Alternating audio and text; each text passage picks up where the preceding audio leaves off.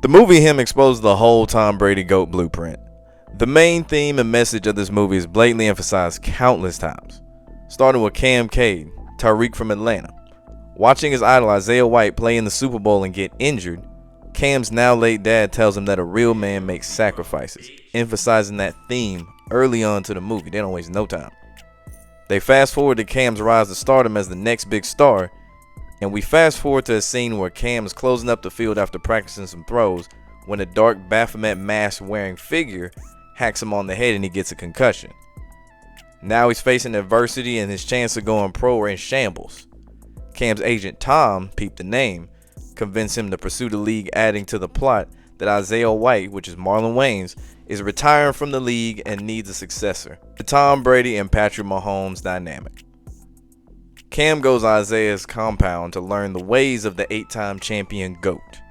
Emphasis on the ways of the GOAT. I also like to note that Isaiah White has a cult-like fan base, literally.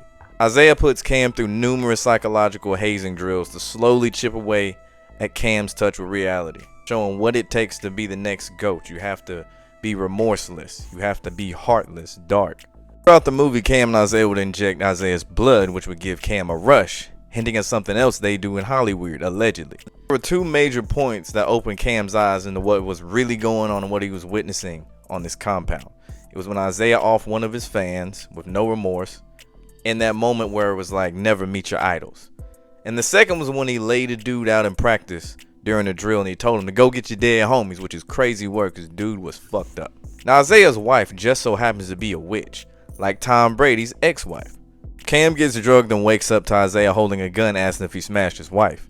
He would later say killers are remorseless, like I said earlier. That sacrifice theme again. What do you really need to do to get the fame? As each day goes by, Cam is at a compound. He sees more wild shit. Day 5 was Vision, hinting that Cam will meet the owners and see the ritualistic side of things.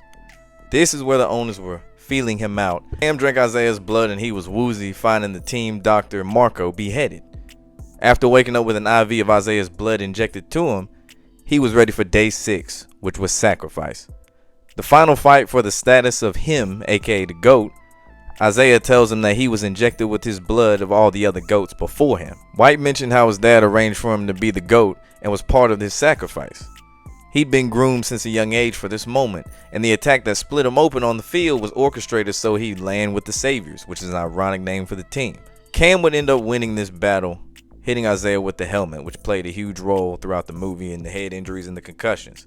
And now we're on to day 7, which is ceremony. Now this is where we see the scene on the trailer with the football field and the pentagram on the field with the cheerleaders, the owners, Cam's agent Tom, and of course some more mass ritual individuals. Cam crashes out and refuses to sign the contract, and he deletes all the owners, Isaiah's witch wife, and Tom gets deleted by some unknown force after Cam spared him. He emerges in white, covered in blood, and walks off in the desert.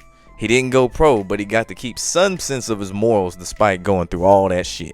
All in all, I enjoyed the movie, but I'll say this, it does not get more blatant than this as far as a movie exposing what goes on in the NFL, allegedly.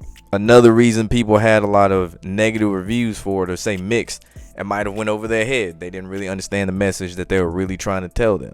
And then you have the movie critics, the so-called movie critics, who wanted to gatekeep and make sure the movie didn't pop off and be way more popular, so more people wouldn't go out and see it. Make sure you like, comment, subscribe, ring that notification bell. Thank you for watching.